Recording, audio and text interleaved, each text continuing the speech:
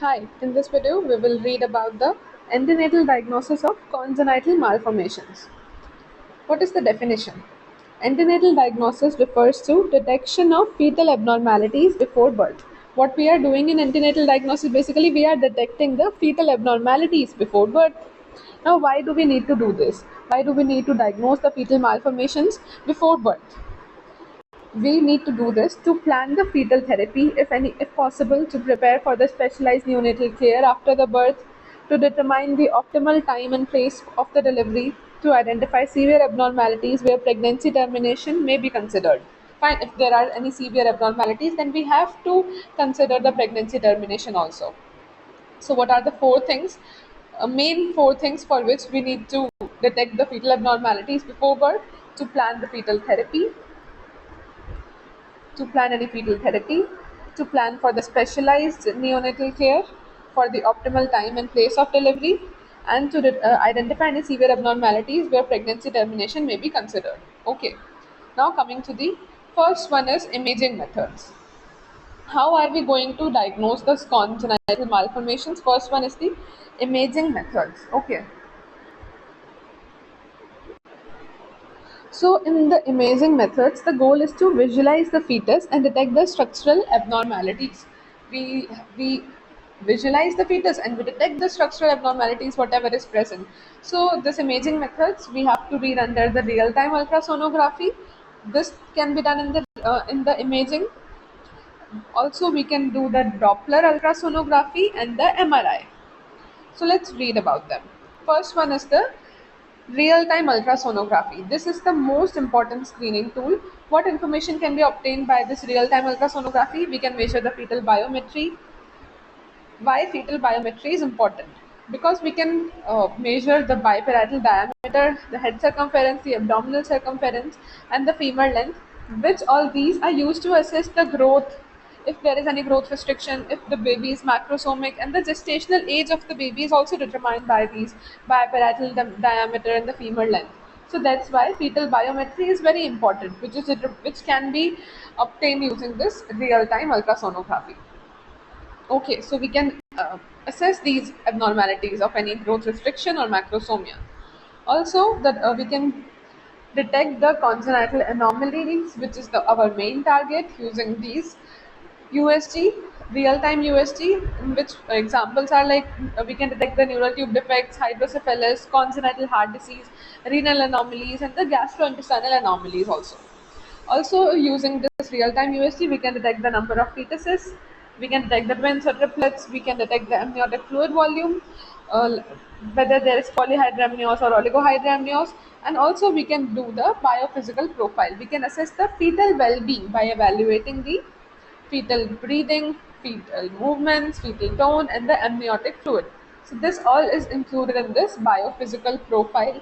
Okay, so this can also be done using this neonate real-time USG, and the hydrops fetalis, it detects the abnormal fluid accumulation in the skin, pleural cavity, pericardium, and abdomen. So in the USG, if there is any abnormal fluid collection in these areas, then we can suspect the hydrops fetalis also. So that's why this was the most important screening tool, this real-time ultrasonography. Now the second modality in the imaging methods is Doppler ultrasonography. What does it do? It measures the blood flow velocity. We can measure the blood flow velocity in the umbilical artery Doppler and the middle cerebral artery. So in the umbilical artery, it can be used in IUGR and in case of any placental insufficiency. What will be the finding in placental insufficiency? There will be increase in the resistance and decreased placental blood flow. In the middle cerebral artery, this is used to detect the fetal anemia. So what happens in anemia? There is decrease in the blood velocity, blood viscosity, which makes the blood flow faster. So there is increase in the peak systolic velocity. Fine. So if there is fetal anemia, what will be seen? There will be increased peak systolic velocity in the middle cerebral artery. So this is a very exam favorite question, that middle cerebral artery Doppler is used for the diagnosis of fetal anemia. Now the MRI, what will use when the ultrasound findings are not very clear. That's when MRI comes into play. So what are the advantages? It gives us better visualization of the CNS abnormalities, better definition of the complex lesions, useful before fetal surgery. Now, the examples what we can detect, which were not detected in the USG, are corpus callosum abnormalities can be detected, any posterior fossa malformations, and diaphragmatic hernia also. So, after imaging methods, in which we read three: real-time ultrasonography, Doppler ultrasonography, and MRI. The second modality is fetal sampling techniques. So, the goal is to obtain the fetal cells or fluid or blood for the diagnosis. We can do this chorionic villus sampling, amniocentesis, and chordocentesis. Okay, so these are the three things by which we can take out the fetal sample. So what happens in this chorionic villus sampling?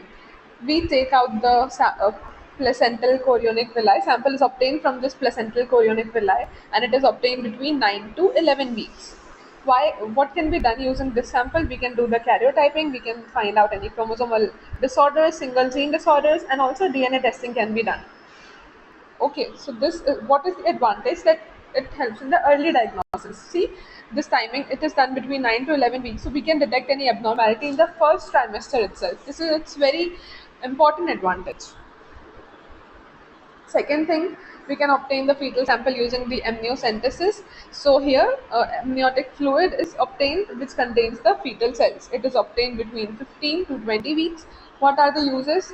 Karyotyping, microarray analysis, DNA studies, enzyme assays, alpha-fetoprotein estimation, and infection studies can be done in this sample obtained by the amniocentesis. An important use of the amniocentesis sample is it is used for the diagnosis of Down syndrome, trisomy 18, and neural tube defects. Now coming to the chordocentesis. Chordocentesis, there is percutaneous umbilical blood sampling is done. So blood sample is obtained from where? From the umbilical blood. What is done? A needle is inserted into the umbilical vein using the ultrasound guidance, and a sample is obtained. What is the sample? It's fetal blood. Its uses are we can detect the hematological disorders, blood gas assessment can be done. Basically, all the investigations that can be done on the blood, it can be done because we have obtained a fetal blood. So hematological disorders, blood gas assessment can be done, infection, genetic diagnosis, and therapy also can be given. Let's read about them. Hematological disorders like fetal anemia can be detected, thrombocytopenia, polycythemia, hemoglobinopathies. All these hematological disorders can be detected using this chordocentesis, in which the sample is fetal blood. Blood gas assessment can be done because blood is the sample. Again, acidosis and hypoxia can be detected in that. Infection, we can see the fetal IgM response. Genetic testing, rapid karyotyping can be done. Therapy, we can also give therapy using this, right? We can give some drug if needed, and we can even do intrauterine transfusion using this chordocentesis. So chordocentesis, there is fetal blood testing along with fetal therapy. Okay, this is important. Now the third thing after fetal sampling was fetal tissue analysis can be also be done by using the chorionic villus biopsy, which is useful for cytogenetic studies, molecular diagnosis, and the enzyme assays. Now let's read about some non-invasive genetic testing which can help in the congenital malformation diagnosis antenatally. So, cell-free fetal DNA is acquired. Fetal DNA circulates in the maternal blood. So, maternal blood sample is taken here, which is used to detect the trisomy 21, trisomy 18, trisomy 13, and any sex chromosomal abnormalities. So, basically, we are acquiring the fetal DNA from the maternal blood. So, it is non-invasive for the fetus. What are the advantages of this non-invasive genetic study, that is cell-free fetal DNA? It is non-invasive, that is the major advantage, high sensitivity, and the most important advantage is there is no miscarriage risk. Its limitation is that it's a screening test, not a definitive test. Now coming to maternal serum alpha-fetoprotein. Alpha-fetoprotein is produced by the fetal liver, measured in the maternal blood. So if alpha-fetoprotein is increased, it is increased in certain conditions like neural tube defects, abdominal wall defects, and some other conditions that we will read. Alpha-fetoprotein rises when the fetal contents leak into the amniotic fluid. Okay. So let's see the conditions in which the alpha-fetoprotein is increased. Neural tube defects like the anencephaly and spina bifida, abdominal wall defects like the omphalocele and gastrocysis, others like the twins, intestinal atresia, fetal demise, and incorrect gestational age. Also, alpha-fetoprotein can be decreased in chromosomal abnormalities like Down syndrome and other aneuploidies.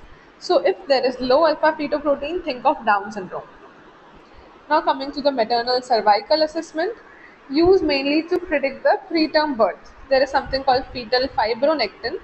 Positive test suggests increased risk of preterm labor. Okay. And cervical length, if there is short cervix, increased risk of preterm delivery. So it is mainly predicting what? It is mainly predicting the preterm birth. Bacterial culture. Bacterial culture detects the group B streptococcus, gonorrhea, chlamydia, amniotic fluid testing used in the PROM diagnosis. So this was about maternal cervical assessment. The other modality is antepartum biophysical monitoring. It assesses the fetal well-being and fetal hypoxia. There is something called as the non-stress test. It measures the fetal heart rate response to the movement. Reactive NST is reassuring. Fine. So what is NST doing? It is measuring basically the fetal heart rate response to the movements. What are the and there is something called as the biophysical profile. So what are the biophysical profile? We already read, right? Biophysical profile. There are certain components which are fetal breathing, fetal movement, fetal tone, amniotic fluid, and the non-stress test. This biophysical profile is used to assess the fetal hypoxia. It's important to remember the components of biophysical profile. It is fetal breathing, fetal movement, fetal tone, and amniotic fluid and non-stress test. Non-stress test was what? Measuring the fetal heart rate in response to movement. Now coming to the aneuploidy screening. Used to screen for any chromosomal abnormalities. So which conditions can be screened? Like trisomy 21, that is Down syndrome, trisomy 18 and trisomy 13. Uses the combination of ultrasound markers like nuchal translucency and alpha-fetoprotein, beta-HCG, estriol, inhibin A, and PA-PPA. So this was about aneuploidy screening. Now let's see a flow chart. Antenatal diagnosis of congenital malformations. We saw imaging, we saw the USG, Doppler and MRI. In the fetal sampling, chorionic villus sampling, amniocentesis and the chordocentesis. In screening, we did the NIPT, that was cell-free fetal DNA, maternal alpha-fetoprotein and aneuploidy surveillance screening. In the fetal surveillance, we did the non-stress test and biophysical profile and cervical assessment. High yield timings to remember is chorionic villus sampling is the first one that is done in the first trimester between 9 to 11 weeks.